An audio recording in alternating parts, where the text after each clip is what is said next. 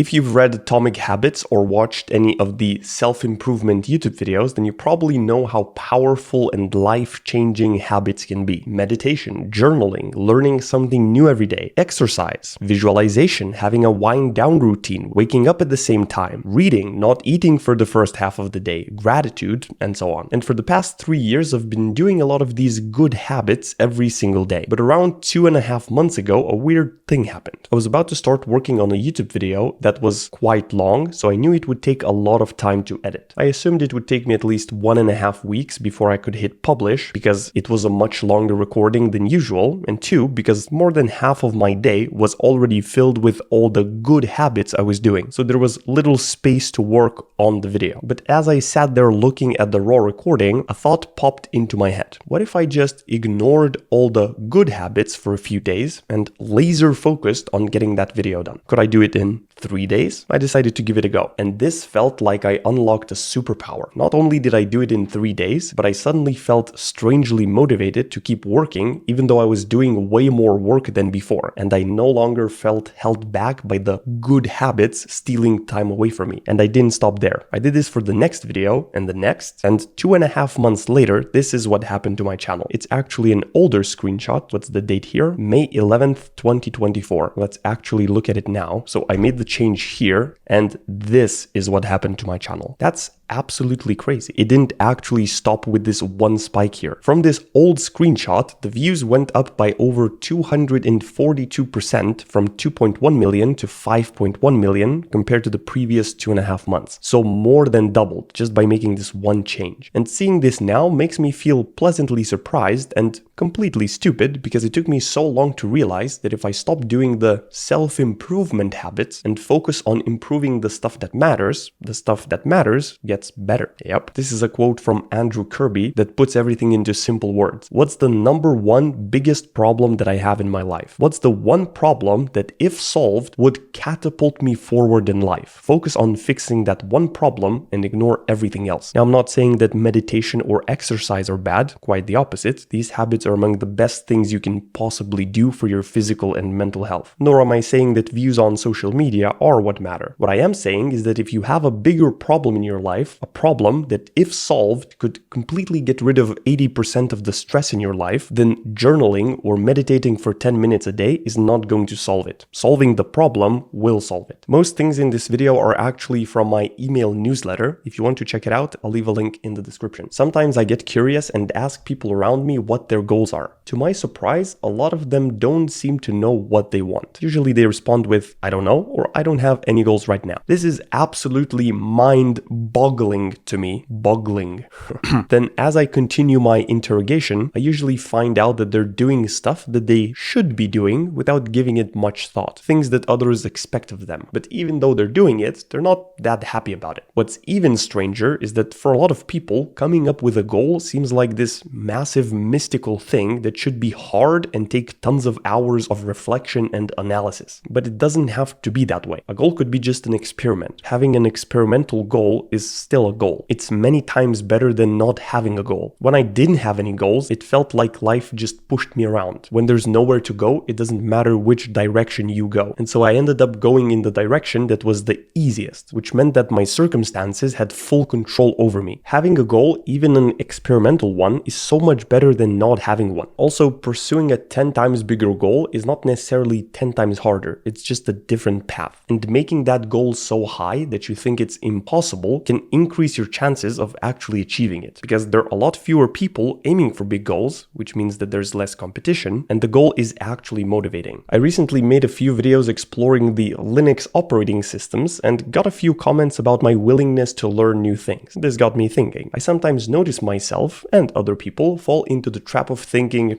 I don't know how to do this, therefore I can't do it. This is going to take too much effort. It will be a waste of time anyway. Other people are already better than me at this, so it's not worth even trying. This is the definition of having a fixed mindset. My goal is to get as far away from a fixed mindset as possible and get as close as possible to a growth mindset. But it's not so black and white. I realize that I have a growth mindset in some areas of life and in others a fixed one. Why? Ideally, I'd like to get rid of the fixed mindset entirely. And so one thing that I noticed was that in areas where I have a growth mindset, I approach them like a game or an experiment. Looking at things as an experiment or treating them as a game has helped me learn so many things that would otherwise seem boring or annoying. There's something about treating new, unknown, scary things as an experiment that takes a lot of the pressure off. You don't have to get it right the first time because it's an experiment. Experiments are meant to fail. Maybe sometimes, occasionally succeed. It hurts my ego to fail. And learning something new is essentially failing over and over again until you learn what not to do. So the biggest barrier to learning isn't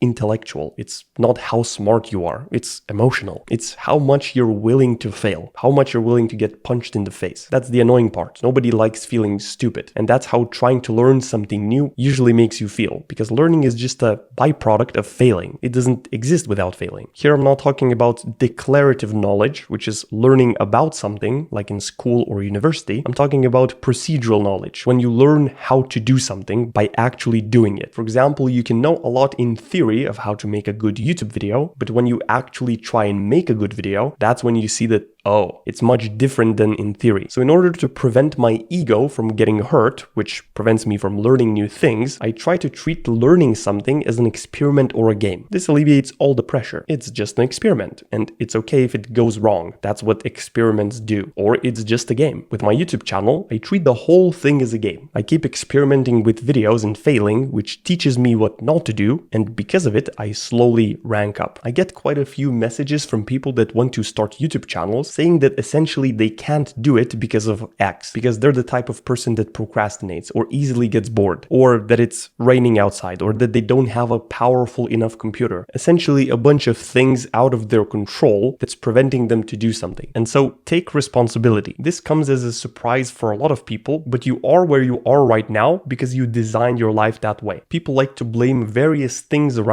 them if things aren't going the way that they'd like them to go, but really it's up to you. You're the only reason why you are where you are right now, whether it's a good place or a bad place. And that's amazing because you can change it if you want. You're responsible for where you are right now and nobody else. It's not your parents or the education system or the person that you were mad at when you were stuck in traffic. If you think that someone else or something else is responsible for where you are right now, then you're going to think that changing something is out of your control. You'll blame everyone else and play the victim. To change something, you need to have full responsibility. And yesterday I was doing the same thing. I didn't feel like doing my daily dose of push-ups. I had a bunch of excuses in my head. It's already late, so I'll stress out my body and won't fall asleep as easily. I just had a meal, so I don't feel like it. I have other things to do. These thoughts made me think that doing push-ups was out of my control. It's late, so I can't control how fast Earth rotates around its axis. I don't feel like it. I can't control my emotions. I have other things to do. I can't control how many other things I have going on. They essentially masked the only thing that was actually within my control, doing the push-ups. I could still do them if it was late, if I didn't feel like it, or if I had other things to do. It's much more useful to think that something is within my control, even if it's not. Feeling like something is fully within my control is what often decides whether I take action or not. Most things that I know I can control, I tend to not even think about. But if I question it, it's most likely at least a tiny bit within my control. And if it's even a tiny bit within my control, it's more useful to think that it's fully within my control. When I think that I can't fully control something, it feels like I'm giving power to that thing. I let it control me. But when I feel like something's 100% within my control, even if it's not, that's when the magic happens. Take YouTube, for instance. Any rational human would think that views on YouTube aren't 100% within their control. There's the algorithm, the mood of all the people before they choose to watch. Maybe somebody's lunch break is almost over and they don't have more time for your videos. There are other videos that other channels have uploaded. There are random events happening all around the world, the weather. But why would it be useful to think that views on YouTube are out of my control? Thinking like that would only make me try less, improve less, blame circumstances more, and complain more, which would lead to me making worse videos. On the other hand, if I thought that views on YouTube were 100% within my control, I would try more, improve more as a result. I wouldn't blame circumstances because there are no circumstances. I'm the one that's 100% in control. control, the only thing that I could blame is me. And I would complain less because the only thing I could complain about is me not doing the work. So even if something isn't within your full control, you could still get more use out of it thinking that it is. One of my friends said this to another friend who just joined our call. He said he'll start complaining as soon as he dies. He's done it every time he died. He was talking about me. We had just bought a game on Steam because it had a huge discount and we were all playing it for the first time. And for the first couple of hours of playing, I had absolutely zero fun. I didn't even realize it, but I was complaining the entire time we were playing. This made the game not fun for me or my friends, obviously, because who likes playing with someone who constantly complains? No one. So I decided to take a short break. I went into the kitchen to look out the window, where I thought, what if as soon as I want to complain, I stop and say nothing? What if I skip the complaining? When I came back, the next 4 hours of gaming were the most fun I've ever had in a long time. Since that day, I try to catch myself complaining and press the skip button. This simple thing has made me enjoy so many things that I wouldn't have enjoyed otherwise. It also made other people enjoy my company more. Complaining feels so good when you're the one doing it. It makes me feel like something's not my fault. Essentially, it helps me trick myself into thinking that I'm the victim. That's why it's useless. And as a bonus, everyone dislikes people that complain. The more reason to get rid of it. Now, recently, I also had another weird realization. Turns out I was completely wrong about YouTube the entire time. Back when I first started making videos, I had this idea that growth on social media is exponential. And it is, but not in the way I thought. I always thought it was this nice, smooth exponential curve where you can expect to see no results week 1, week 2, month 1, month 2, month 3, even month 10 or year 1, but somewhere around year 2 to 3, it's when the fun begins. And that's roughly true for my channel. But actually it looks something more like this. A bunch of S-curves stacked on top of each other, like exponential stairs. And while the end result is the same, the experience of getting there is very different. Let's zoom in and look at one of these S-curves. This is what you'd usually see when it's happening in the moment. And seeing this doesn't feel good, whether it's YouTube views, your chess knowledge, workout progress, or your road to a higher rank in a video game. After a massive jump in progress, now it's just flat. Whatever you do, it no longer goes up. All the effort you keep putting in seems to be for nothing. There are no results to keep you motivated, and so you want to quit. Same for me. That's not good. If I quit, then there's 100% chance I won't see the results I wanted. And ideally, I'd like there to be less than 100% chance of me failing. So how do you break through the flat parts that suck? Going through this kind of progress over the last 3 years of making YouTube videos taught me a few valuable lessons that I wish I knew sooner. The first big lesson is to shut down or double down. The in-between never works. Whenever I think,